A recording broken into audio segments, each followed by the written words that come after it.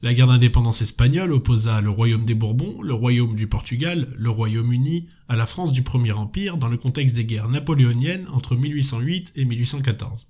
Ce conflit porte différents noms selon les pays: guerre d'Espagne ou campagne d'Espagne pour les Français, guerre d'indépendance pour les Espagnols, guerre péninsulaire pour les Portugais ou encore les anglophones, et pour finir, guerre des Français pour les Catalans. À Sainte-Hélène, Napoléon confia à Las Cases que cette guerre d'Espagne fut une véritable plaie, la cause première des malheurs de la France. Et l'empereur déchu ajouta: « J'embarquais fort mal toute cette affaire, je le confesse. L'immoralité dut se montrer par trop patente, l'injustice par trop cynique, et le tout demeure fort vilain, puisque j'ai succombé. » De 1808 à 1813, la guerre d'Espagne représenta une véritable épine dans le pied de Napoléon. Malgré la dureté des combats et une certaine cruauté des actes de part et d'autre, des moments de bravoure, entrés dans la légende depuis, marquèrent cette guerre. La charge des Polonais à la bataille de Somosierra fut l'un de ces moments. 14 octobre 1808. Dans sa berline qui le ramène de l'entrevue d'Erfurt, Napoléon prend connaissance des dernières nouvelles d'Espagne. Son frère Joseph, qui fait face à un vaste mouvement d'insurrection, a été chassé du trône et malgré les quelques succès remportés par les maréchaux Ney et Lefebvre, la situation est critique. L'empereur prend alors sa décision, il va intervenir en Espagne, reprendre Madrid et replacer son frère sur le trône. Le 5 novembre 1808, à la tête de plus de 120 000 hommes, il arrive à Vitoria, de l'autre côté de la frontière espagnole. Aussitôt, il annule les ordres fantaisistes de Joseph, qui n'a aucune expérience dans le domaine de la stratégie, et rejoint le maréchal Soult, qui vient de s'emparer de la ville de Burgos. Dans les jours qui suivent, le maréchal Lannes bouscule les troupes ennemies des généraux Castanedos et Moore, ouvrant ainsi la route de Madrid.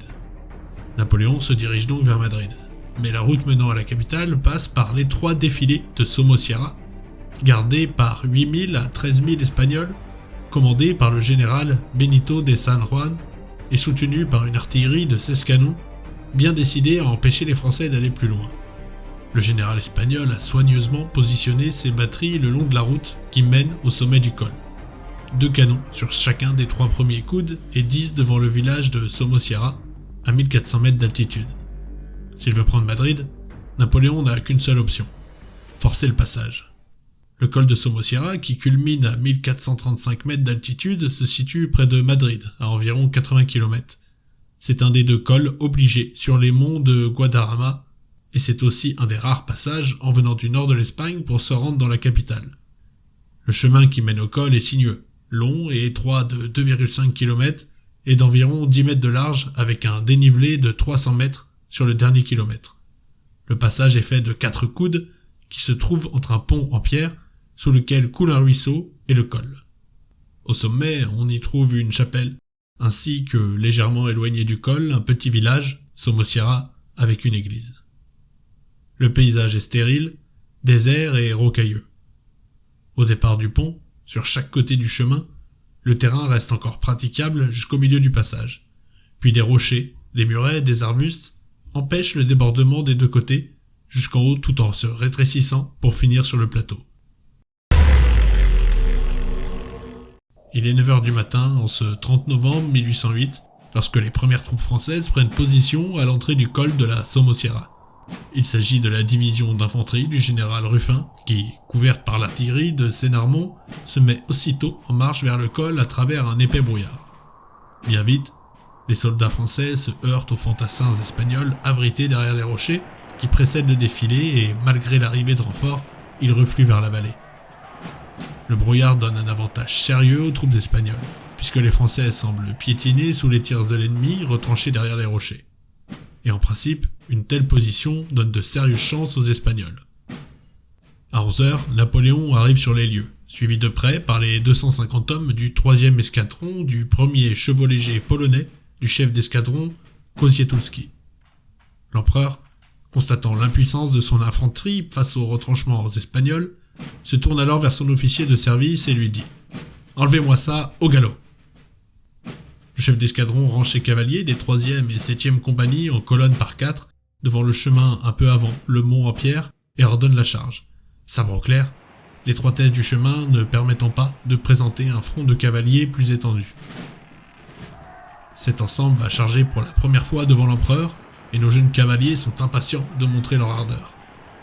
Une fois le pont en pierre passé, les tirs de mousqueterie des Espagnols se font de plus en plus précis, surtout plus nombreux. Une estimation des tirs donne environ 40 000 coups de feu et 40 coups de canon. Grâce au brouillard et à la fumée due au tir, nos cavaliers intrépides avancent insensibles au danger. Sous une grêle de balles et de mitraille, et cachés dans un léger brouillard donc, les Polonais attaquent les batteries successives. Le premier tir des canons de la première batterie fit coucher pas mal de monde, ainsi que l'officier Rudowski, qui tomba mort. Les chevaux couchés, ainsi que les hommes, provoquèrent un ralentissement sur l'ensemble de la troupe et non une hésitation, comme certains laissent penser à le croire. Cela est dû au fait de la gêne occasionnée par ce désordre palpable. Sans réfléchir, Kozietulski relança ses cavaliers au cri de « Vive l'empereur !», immédiatement repris par ses hommes. D'après les dires et les écrits des survivants, en fait, le cri de Kozietulski pour relancer sa troupe fut « Nom d'un chien, l'empereur regarde ». Kozietulski tombe dès les premiers retranchements espagnols, son cheval est abattu. Il passe donc le commandement à Dziewanowski, qui s'effondre à son tour entre la 3e et la 4e batterie. La charge en elle-même n'était plus qu'un ensemble d'officiers et de soldats qui, animés de la même ardeur, ne faisant attention ni à l'absence de leur chef, ni à la mort de leurs camarades, s'élancèrent sur les batteries suivantes. C'est ainsi que la charge fut menée jusqu'aux dernières pièces, c'est-à-dire jusqu'au sommet du col de Somosiara. Le lieutenant Andrzej Nigolewski parvient à mener les survivants de l'escadron au sommet du col, s'emparant de la 4e batterie, immédiatement reprise par les canonniers espagnols. Cependant, grâce à l'arrivée des chasseurs à cheval de la garde et des autres escadrons du régiment, en particulier le 1er de Lubienski, les canons passent définitivement aux mains des chevaux légers. En 7 minutes, la charge polonaise a décidé du sort de la bataille. L'infanterie française avait poursuivi son avance également, sur les côtés du chemin, en même temps que nos cavaliers polonais, et ainsi fait reculer les Espagnols. Mais la charge des chevaux légers étant de par nature plus rapide, les soldats de la division Ruffin n'eurent plus qu'à progresser en tiraillant sur les Espagnols et en relevant les blessés polonais au fur et à mesure de leur avance.